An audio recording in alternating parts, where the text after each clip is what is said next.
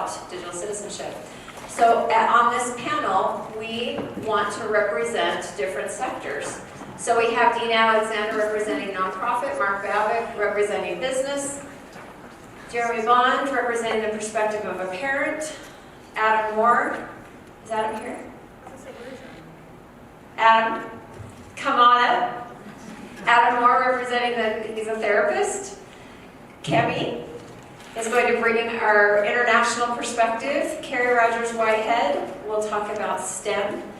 Danny Sloan, education, and Kevin Stratton bring the perspective of a legislator. And we also added 2 youth.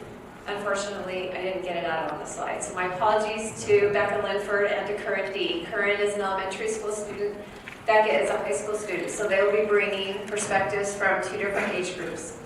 And each of them will just share what digital citizenship means to them and why it matters to them in their work or their sector or from their perspective. As you listen to them, think about what digital citizenship means to you. And so please introduce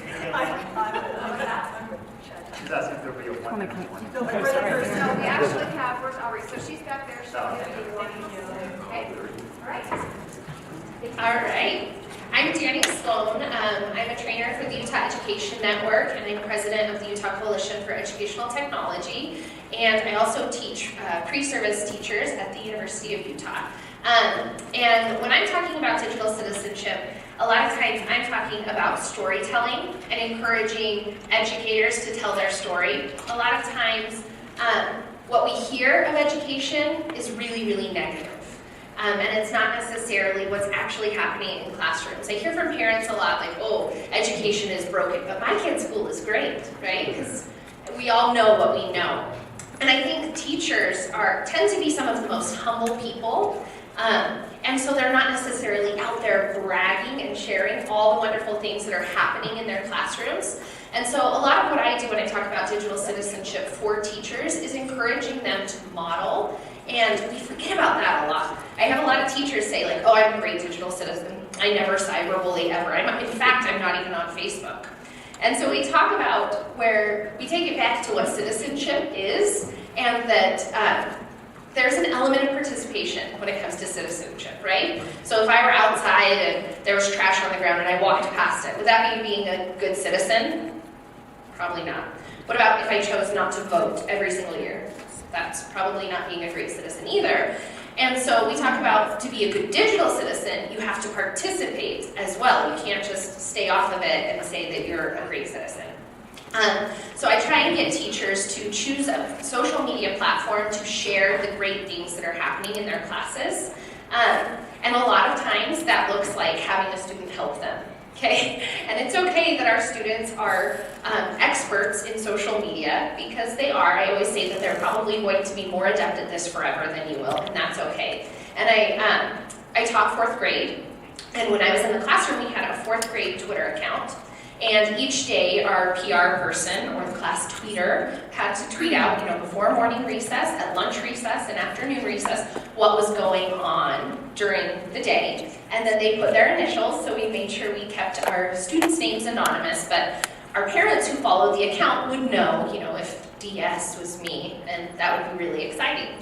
So then when they'd go home for, dinner, and they'd sit around the table and they'd ask the question, what did you do at school today? Everyone, what's the answer?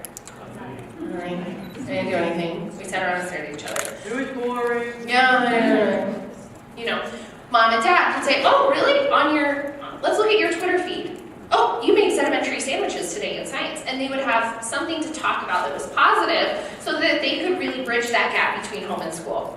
So I think what's most important to me about digital citizenship is the storytelling aspect and making sure that teachers are kind of changing the narrative of what's happening in education. So it's not always just this negative talk about budgets and tests, but actually the experiences that our students are having in the classroom.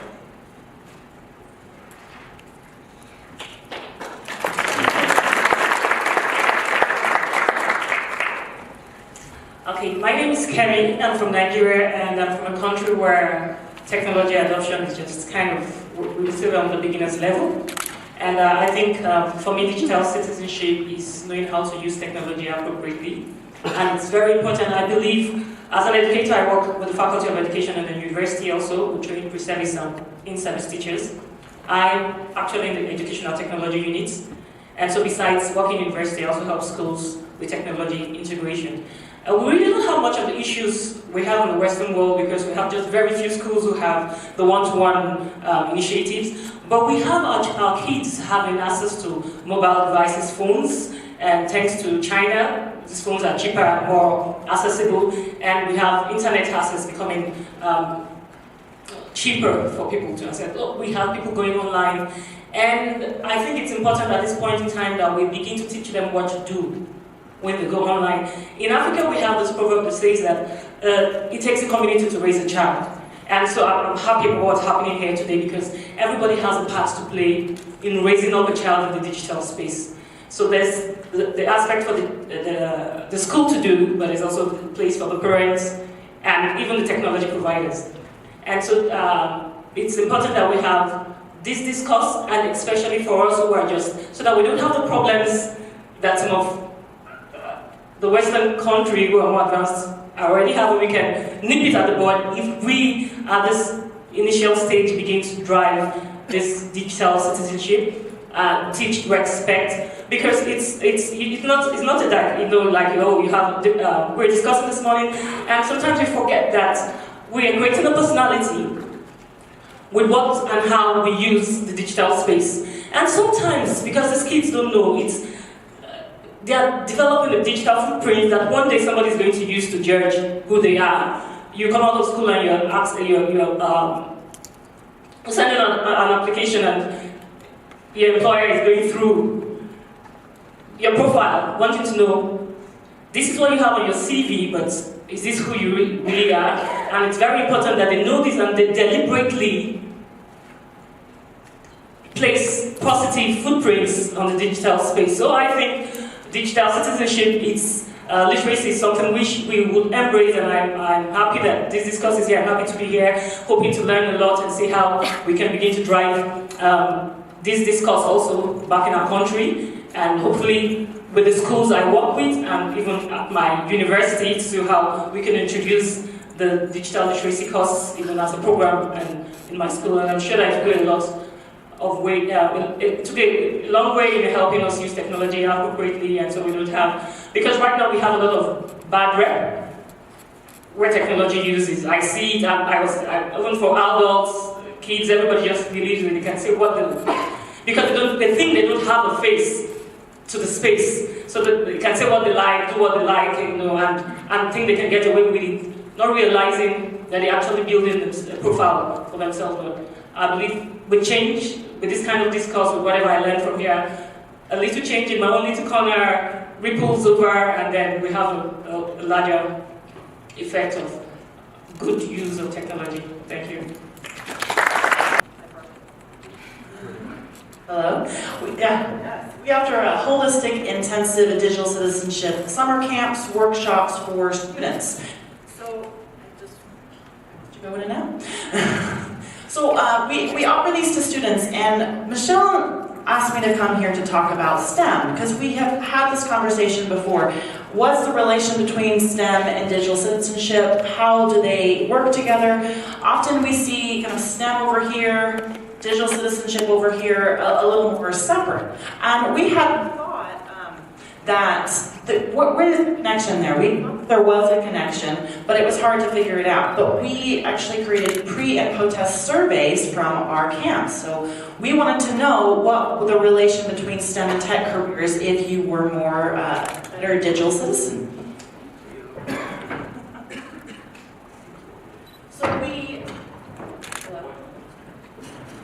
So we ran these camps, and we found that those who had a better understanding of digital citizenship and had been through the camps were more interested in STEM and tech careers. And that was really great to see. Now we can finally find a linkage between the two. And it got me thinking, why? Why would you be more interested in a STEM and tech career if you were a better digital citizen? And I'd love to hear the group and continue this conversation, but if you are more comfortable being online, it's not as scary. The tech and the STEM career is not as scary. It's not as hard to enter. So I really want to expand this conversation on STEM because we do often talk about these things in silos, like they're separate. But if you are a better digital citizenship, the data that we have so far shows that you are more interested and comfortable in STEM and tech careers. I know this is not working very well. I hope you can hear me well, but I hope that we can bring the STEM educators, we can bring the digital citizenship people together to talk about this and the connection between the two. Thank you.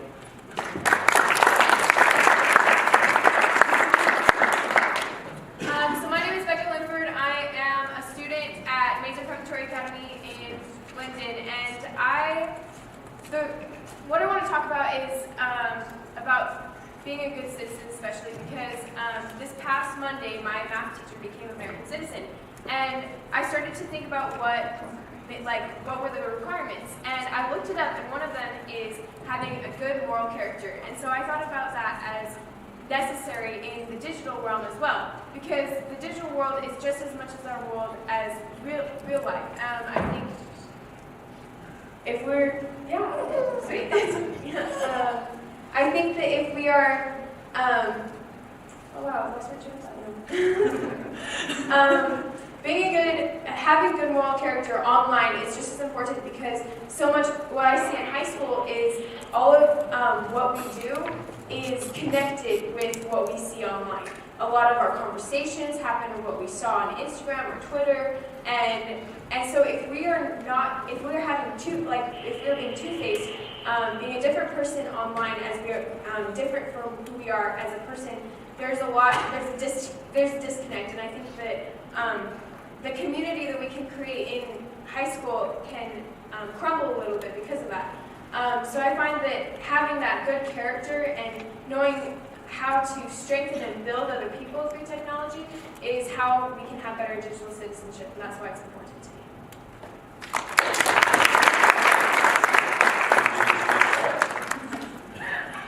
So my name is Mark Babbitts. I think what people in Silicon Valley would call a social entrepreneur. I now have 4 communities that I'm helping grow using social for good. We run U-Turn. My wife and I, Deb, sitting over there, run U-Turn, which is a community that helps college students with personal branding, internships, apprenticeships, finding good mentors before they enter the workplace, and hopefully be more successful as a result.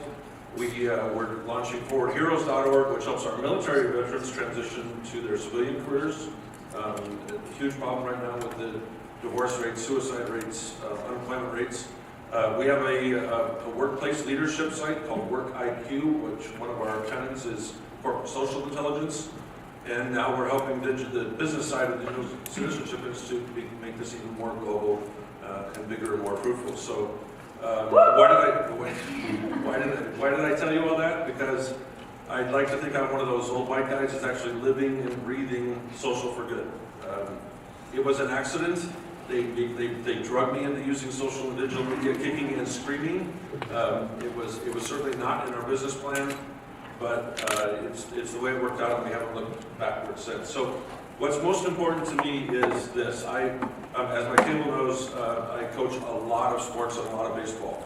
And the first, let's call it phase 1 of social media and digital citizenship, we did a lot of talking at our students, at our children, at our mentees. We didn't talk with them. We didn't ask what was important to them. At the same time, they knew more about us, more about it than we did sometimes, right? We were the sage on the stage talking to people who were actually more involved in using it than I did. And not just the technology and not just social media. My 10-year-old sitting over there, we walked into an Apple store one time because, again, they made me get into this, my U-Turn crew. And they said, look, you're going to have to get an iPad because we can't develop apps on your 10-year-old laptop. So we went and got an iPad. I didn't know how to turn it on. In the Apple store, it was very quiet and very loudly. I was only a 3-year-old when he goes, no, Dad, over here. And turned it on and just started using the thing. And it was so intuitive to him. And it occurred to me that's exactly how social media should be. We shouldn't be talking at people. We should be talking with them, right? And so that's kind of our role. The other thing I'll say is And Michelle and I have talked about, Michelle though, there you are. We've talked about this so much. We as adults, as mentors, as teachers, as coaches, we need to stop talking about the why you should be a good digital citizen, and actually start talking about the what and the how. And more importantly, in the process, we need to be role models while we're doing that. We look at our, especially here in the U.S., I talked to Kim about this last night, our political nightmare that's happening here, we are definitely not being good role models. This is what our children are seeing. This is how they think this is normal, and we need to be better digital citizens ourselves. We need to not just talk about the what and the how, but actually start living it.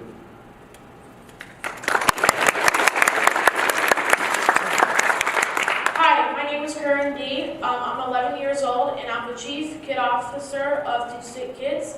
DigCit Kids is digital citizenship for kids by kids. We promote all the awesome stuff kids are doing on and offline, and we do monthly challenges and classrooms. We do classroom ambassadors. We've done an empathy challenge, and we've done a Minecraft EDU challenge, and we've done so many others. I've spoken in the UK, I'm speaking here right now. I've spoken in Mexico, I've spoken in Nigeria, I've spoken at Twitter headquarters. I was a student night speaker at ISTE in front of over 2,000 educators, which was really fun. And what does digital citizenship mean to me? Well, if you ask 10 different people, you would get 10 different answers. But what I think it means is being safe, responsible, and using tech for good online. And why does it matter? Because we need to talk with kids, not at kids. We need to promote all the awesome stuff kids and adults are doing online, not like as you see all the headlines on the news about all the bad things. And it's really important because tons of kids around the world are doing awesome things, but nobody, it's not like in the headlines, nobody's like acknowledging it because all the bad things are getting acknowledged, which is not good. So we need to acknowledge all the awesome stuff kids are doing on and offline. And thank you.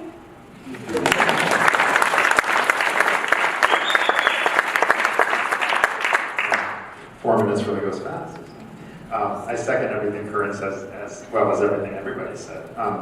So I'm thinking about this question, why am I so drawn to this as a non-techie? Because I love Twitter, but I don't really have any other loves on technology. So why has this been so, why have I been so passionate about this? And why is there such a disconnect between our positive, lofty vision of tech as we have in this room and what we see out there, as Kurt described, a lot of negativity. Will you introduce yourself? Oh, I'm sorry. I'm Jeremy Bonds. I'm here representing the parent role. But I work for an education agency that provides professional development for schools. So in answering the question I just gave, one of the things that I think about is why is it that because I happen to work in education, but I'm not a teacher. I'm lucky enough to have access to certain things, certain knowledge. And then when I got on Twitter, I got on all these Twitter chats I happen to have access to all these educators around the world. And so when I think about the importance of digital citizenship, in addition to all the things everyone's talked about, I think about access and I think about everyone having a voice at the table. Parents need a voice, students need a voice, and this is what technology offers is a bigger platform than we've ever had in history. So that when we talk about technology from a negative standpoint, I'm kind of puzzled by that. And I think part of the reason it turns negative is that those voices aren't really out there. So in the absence of adult guidance for how to use technology, for connecting with technology, kids kind of go on their own, and adults kind of go on their own, and we see the kind of national of the world kind of negativity that you were talking about. When there's really no reason for that, and I think part of the reason for that is that people feeling like they don't have a voice and that they're expressing themselves in a negative way to kind of get that out there. And the opportunity of digital citizenship is to get people's voices there in a positive way. So I really think that's a big reason of why we're here. So I think we've seen this played out, again, kind of on the education level as well as on the global level. So I don't think we're here in isolation just talking about this one particular interest that we have. I think that this has real national implications, and that it's, I think, did I hear you say crisis or something like that? But I've certainly, I think that we have a role here in changing what's happening. And so I think our voice as digital citizens is the most important thing of all.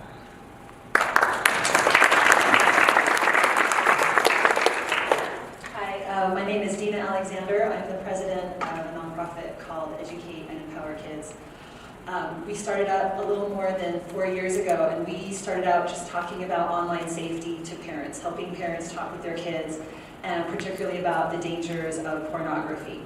And of course, talking about its opposite, healthy sexuality. And as we've developed that and talked about that over the years, it has been, it's been a difficult process. I mean, people are scared, not just of porn, but of everything else online.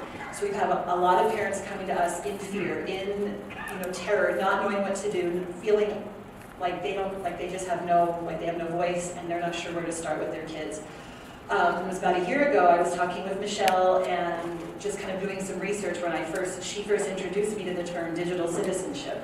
So I started doing some research, looking, and I was like, this is one of the answers. This is the next step for us. It's no longer enough for us to talk with parents, teachers, anybody about just stemming the tide of dangers. It's time to kind of go on that offensive. I feel like parents are living very defensively. Stop this, don't do that, don't touch that. And it's time to just switch that role. It's empowering, it feels better, it helps kids learn better. I know I learn better from a positive experience versus a fear-based experience. This year, next week, we're coming out with our first book on digital citizenship. And this is it, and the reason why I'm showing it to you right now is that we had to change the subtitle. It's called Noah's New Phone, and up until a few weeks ago, the subtitle was A Story About Digital Citizenship. However, we could not find one parent in any of our focus groups or any of the community groups that we've spoken about who knew what digital citizenship was. And that's not good. We can do better. We need to do better. It blows my mind that we've kind of abdicated that, and it's not because of your fault. I think it's because of parents not taking that initiative. So the subtitle now is A Story About Using Technology for Good. And so we have kind of abdicated that responsibility to teachers in schools. Like, oh yeah, you guys, you go teach that. I'll be over here, right? And so it's the same thing with media literacy and digital literacy and multimedia literacy. And it's kind of like, okay, so I'm hoping with my different opportunities to start talking about that more with parents. We have in the last few months, and it's kind of the next step for us is helping them. So I found, it was funny, I found this quote today that made sense to me because, again, with talking with parents, and I'm sure you guys feel the same way, we sometimes feel like, can I do enough? Am I doing enough? Can I do this the right way? So many parents are afraid they're going to screw this up. They're not going to be perfect. And one of the things that I think is helpful to parents is there's no perfect way. I have not spoken to any expert in any field that is a parent who doesn't have a hilarious horror story of how they screwed this up with their own kids. Okay, and that's talking with sex ed experts, that's talking with people in fighting pornography and in digital systems. They all have this hilarious story of the wrong thing they said.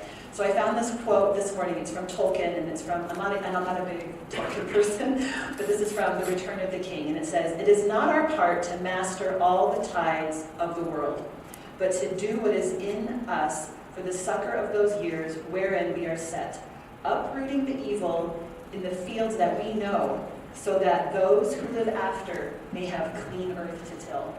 And I just love that. It's like that we can give that to our kids, to anybody in the community, that we can create those ripples and create that clean earth to till in any field, in every field. So that's what I'm hoping to accomplish.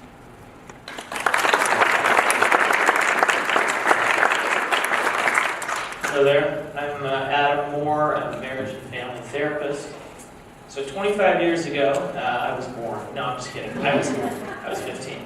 And I was a Boy Scout. And I remember I was working on my citizenship in the World Merit Badge. And I remember thinking at the time, okay, Boy Scouts of America, I think we're getting a little overzealous here. I'm in California. I've got peers who are not entirely certain, and this is true, whether California is a city, state, or a country. And so maybe we need to tone it down here a little bit about being in the world here, because we were just trying to survive in our little town. But the world in the last 25 years has gotten a lot smaller. I don't know if you've noticed that. But I can wake up and before breakfast, I can have communicated with somebody in Bulgaria and Japan. I can even see a picture of what they ate for breakfast if I want on social media. And so things have really changed dramatically. Now my role, what I do is I'm a therapist and I work with sexual addiction, pornography addiction. So I'm working with people who have already sort of crossed that line to where their usage of digital media has gone to a place where they can't function normally anymore. They're utilizing it in a way that is sucking them into a completely altered state of being. And I think one of the challenges that we face is that parents, or even the teens that I work with, or the adults that I work with, their main approach is an avoidance approach, like Dina was talking about. If we can just maybe not see it, or let's just try to avoid it, hopefully we don't run into it, and if you do see it, just make sure you close your eyes, or whatever that is, then everything's going to be okay. But the truth is, everything is not okay. It's not working out well. I have a 2-year wait list. That's not a good sign for the level of problems that we're seeing. So I've noticed this in a counseling environment where people are coming in and they're going, okay, I'm just doing everything in my power to avoid. Avoidance is a really interesting approach because it gives people a false sense of success. Because as long as you're avoiding something, if that's your main goal, as long as you're avoiding it, even if you're avoiding it by accident, you feel successful. You feel like, oh, I'm doing such a good job at not doing that thing I'm not supposed to do. Even if it's completely by accident, because you just happen to not have enough time to do it, or you just haven't run into it yet. So I'm helping people to shift from an avoidance mindset to a proactive approach where they're going after something, an eagerness mindset. Okay? And that is, what am I going after? The 2 questions I ask people are, who are you? So identify your character traits, your identity, who are you, what do you want to be, and then what meaningful contribution do you want to make to the world? And again, it's legitimate now that you can make a meaningful contribution to the world from a small town in California, or a small town in Utah, or a small town in Nigeria, because we are all much more interconnected than we've ever been. If we can help people shift that mindset to, who am I, what meaningful contribution do I want to make, and what is my proactive stance to go after that, then we can get out of that avoidance mindset and really start making some progress.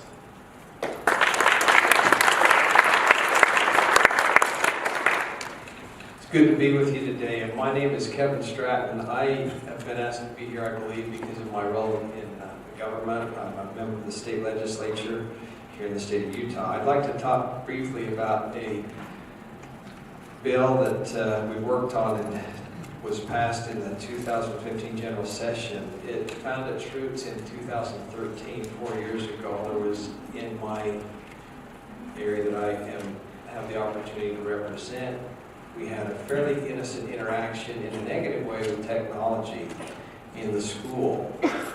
And we began to recognize, as many of the panelists talked about, the challenge piece of technology. If we look at technology, it's a remarkable resource for us. Tremendous. I'm not sure as I sit down sometimes if it's not as important as food, as I look at how I interact with the wonderful youth that are in this rising generation. Well, anytime we have something so powerful, it can be used to the extreme for good, and certainly to the extreme for the opposite of good. And as we look at the role of government and what is digital citizenship and why does it matter, Certainly, this meeting today is an example. This is not sponsored by a governmental body. But we want to make sure for good governance to make sure that we're not getting in the way of citizens like all of you doing the things that can bring about the type of society and the type of communities and nations that we want to have across the world. So as we look at this process that we went through in 2014 and culminated in 2015 in creating this piece of legislation, we recognize in order to bring out the good, in order to see that this tremendous resources is maximized, we really need to have all hands on deck. So we created a circumstance, a situation, a pattern in our public schools here in the state of Utah. We have what is referred to as school community councils, and each school has a council made up of parents and educators and the stakeholders for the children.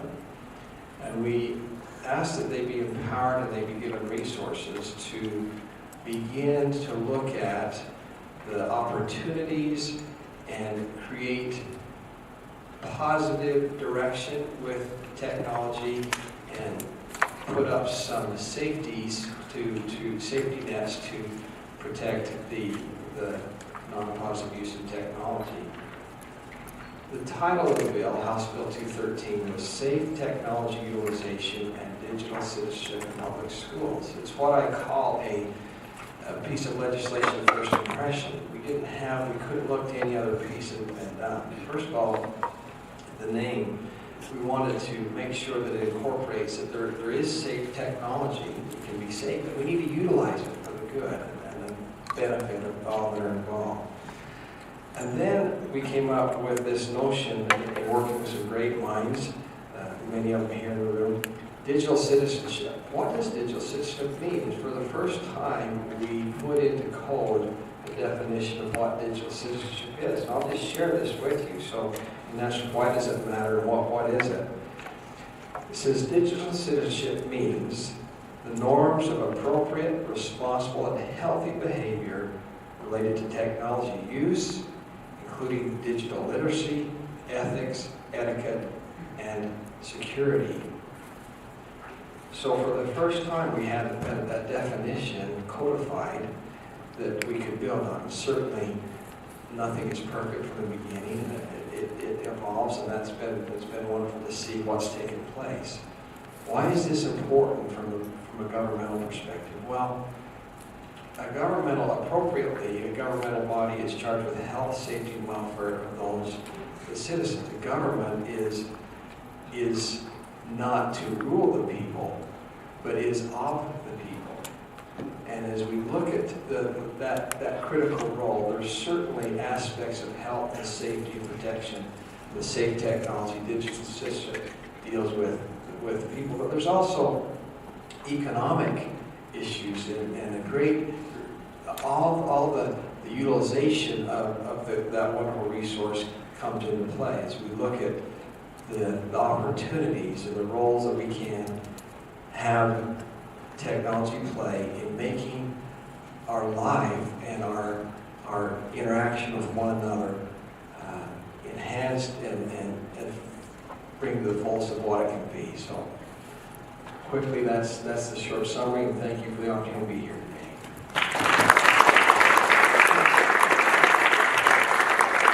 Thank you to our panel. Isn't that awesome to hear all this perspective? Okay, we have a few minutes. Would you like to engage the panel with some question and answer, or would you like to share some of your own thoughts that you've had as you've been sitting here listening? Does anybody have any thoughts? What does digital citizenship mean to you? Why does it matter? Or do you have a question for the panel? Hi, Becca.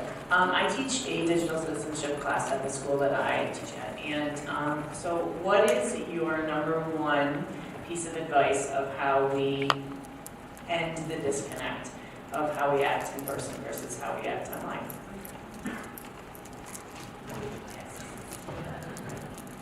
I think the biggest thing is think before you post. I think that is the same thing with what you say just around people. If something offends you, you think before you say something.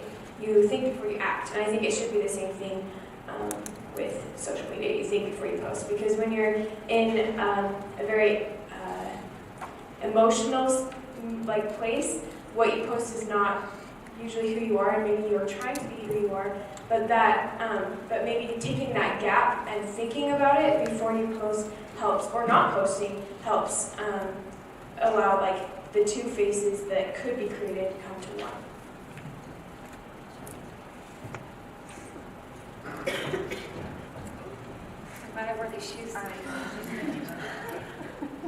Good morning, my name is Paul Cummo. I'm a teacher at a boys Jesuit high school in Buffalo, New York, and I chair our Digital Citizenship Committee.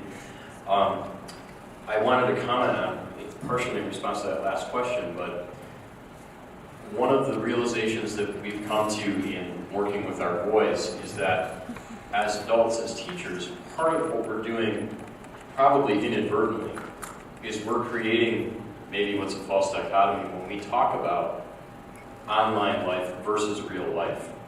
And we've made a conscious effort to stop using that distinction.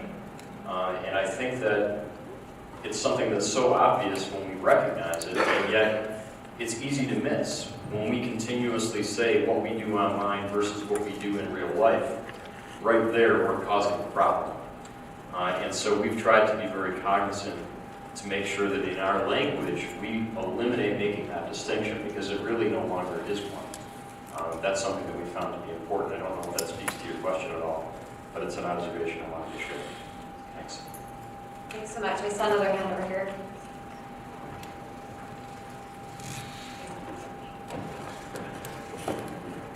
Thank you, James Grew here. A quick question for Kevin, if that's okay. I'd just like to congratulate him on the great leadership in the state of Utah with the legislation that was passed. I wonder if there's any work going underway to review the effectiveness of the legislation, and also some of the projects that have been kicked off as a result of that. Great question, thank you. And again, I do not take credit. I was grateful to be involved in this, and a lot of great minds went in it, and it's wonderful to see the fruition. We have, part of the piece of legislation was the aspect of the reporting back.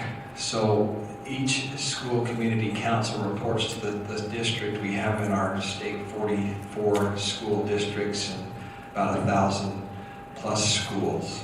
We're educating about 650,000 students, so probably more, deeper dive than you wanted, but so that's the audience we're seeking to do and help. And what part of that is that reporting back that creates an opportunity then to see that these issues are addressed. The school community council that has been given, we have what is called school institutional trust fund funds, and those are funds that are given to each school.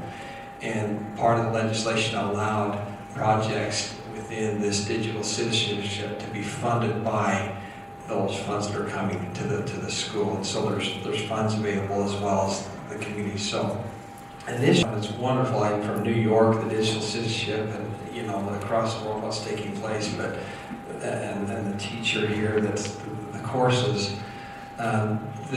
Initially there was how do we work through this, and so there was, for example, projects of at the young schools. We had this Just Say No to Drugs campaign. It really has been effective through time, and so there's we called it a white ribbon week. So there was an opportunity for funding for that took place. A focus in this the whole school. Other opportunities that we looked at doing is having some projects that are in each school on how can we appropriately use technology in a positive way, and what are we doing in terms of communication. We talked about social media and all the resources that are available there. So there's that would be an example. I think, Michelle, you may have some input on some of the specific projects that have been Can you talk to the measurement, any kind of measurement efforts that are being made? I know that Paula does surveys at the end of each year. Yeah, there was, in terms of at this stage of the game, the measurement in terms of abuse, some of the things we're doing is trying to introduce technology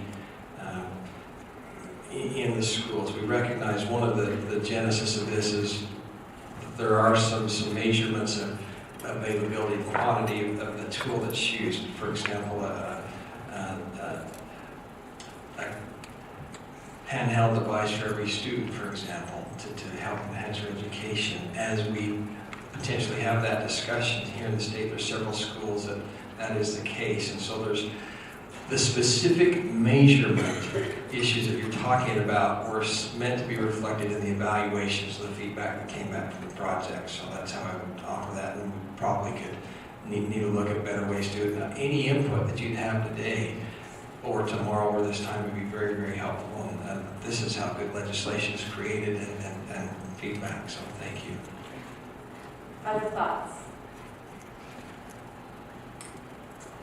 Hi, this question is mostly for Dina, but I'm curious if anyone else wants to weigh in also. So I'm Jessica, I work at Brave Pop in New York, and we have an animated video series. Oh, great. So basically we create these videos that answer questions that kids have. Another hat that I wear is I do a talk for parents, also in New York, about kids and social media, and the issue of pornography has been like a really challenging one for me to address in a room.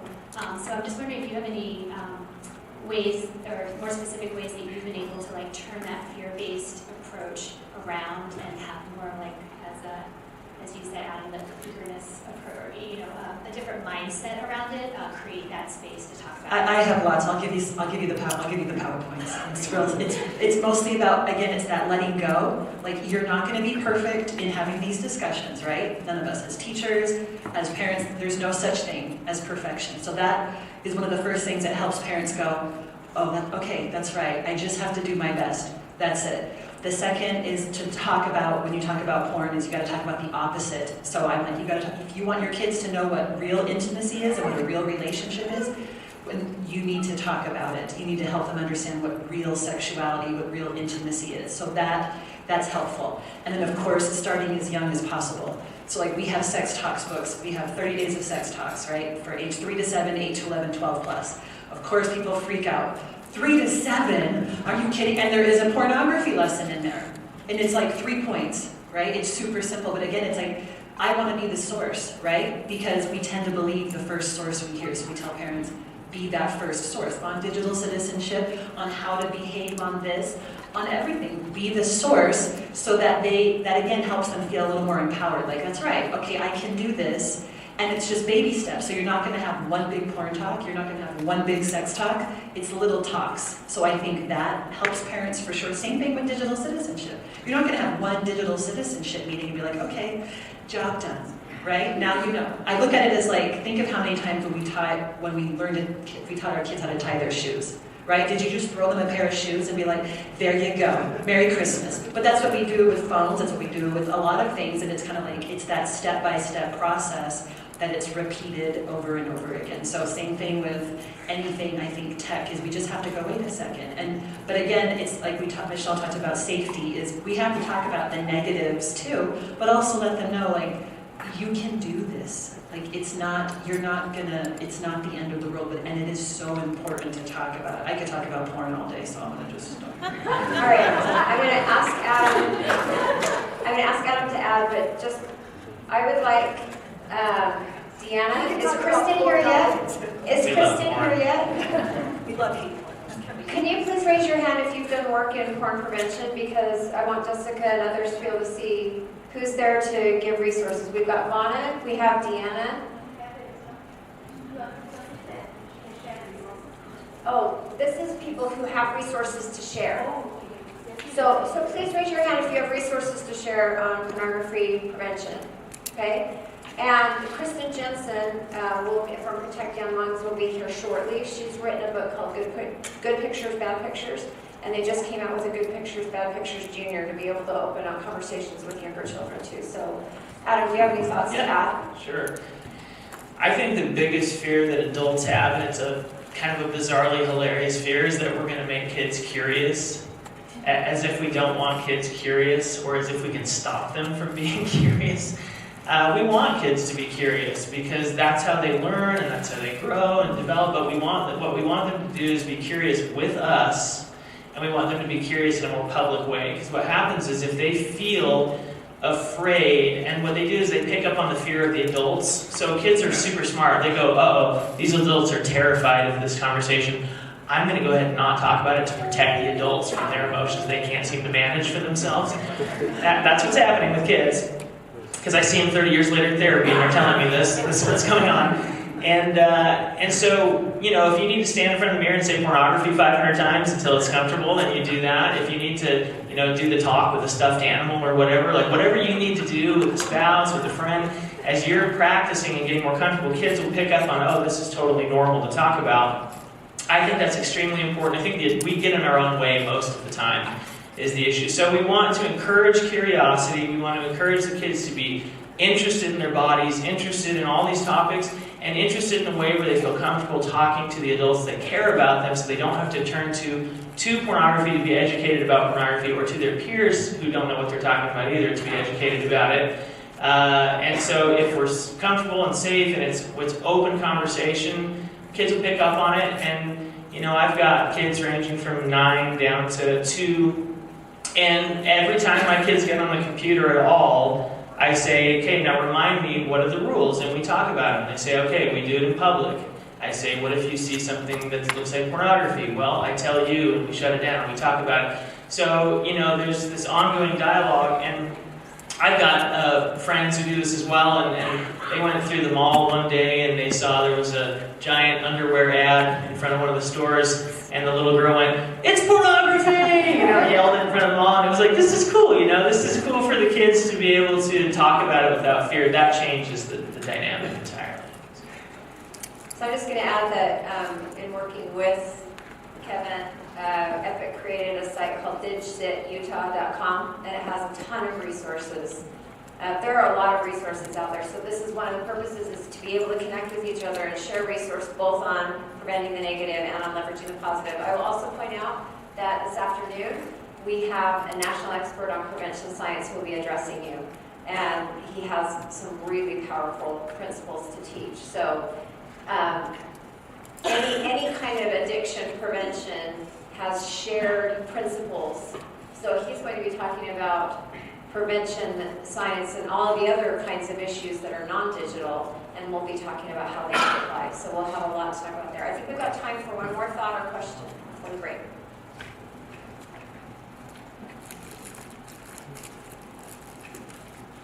So my question is for Curran. I have a brother your age, and he's starting to get interested in social media. I was wondering, what's a good phrase or language to use when talking to him and explaining how to use it for good, and what's something that you felt was helpful in when you were learning to engage in digital spaces?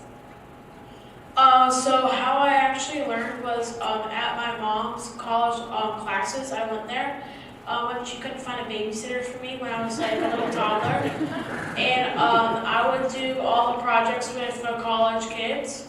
And I think to talk about like digital access and digital citizenship, more of a positive, not more of a negative. Can I just add in as the mom that, you know, our journey together as a mother and son has been learning side by side. And then when he did come as a toddler to my grad and undergraduate classes, everybody wanted him as their partner. Hey, I want him, he's staying. I want him, you work with me. And so he's really had a great opportunity to have, and there are a lot of people in this room that are considered part of, like, you know, you have a neighborhood watch. And my age used to have a neighborhood watch, right? So if something was happening in the neighborhood, like the neighborhood, like, took care of you. He has an online neighborhood watch, and if I wasn't there to answer something, there are so many people that have become that. So I would say it's really this collective community approach. What would you have anything? I mean, that's yeah, that kids count, and this is, you know, this is the best teaching day I've ever had. And to go back to some of the parent comments, like, you got to take ownership And like, yeah, I might not have anybody that I can ask that was before me. How did you do this? How should I do this? Yeah, I'm gonna mess up. When he's 13, is he gonna make mistakes? Well, you're supposed to make mistakes when you're 13. But I'm hoping what we've done as this, like I've called like driver's ed, you know, where we're learning together, we're learning the rules of the road together, that when he turns 13, he's gonna be a little bit more mindful. That's my hope, but I'm expecting mistakes, bring them. I'm just going to add one thought in a non-digital way. When my kids were little, I used to, you know, go clean your room. And I had a picture in my head of what that meant, but it took me a while to figure out that they really needed me there with them, because what it meant to me and what it meant to their younger minds did not translate. And so I think these values that we have here, side by side from the get-go, is really important. That we learn with them, we learn from them, and we engage in a conversation long before the devices are actually even an option. That we create a culture in our homes and in our schools and in our communities where that side-by-side learning is happening, so we're not, as many have said, talking at kids, but engaging with them in this, because we're learning together. This is a continuous learning process for all of us. There's no pat answer, you know. We aren't going to get a curriculum that is going to solve all of our problems, or a book, or a resource. The reason we're doing this here is to model for ourselves and for others this idea of continuous conversation. So, all right, I'm going to send you to break a few minutes early. Please be back in your seats a few minutes before 11, and we'll move on to the next session. Good outreach.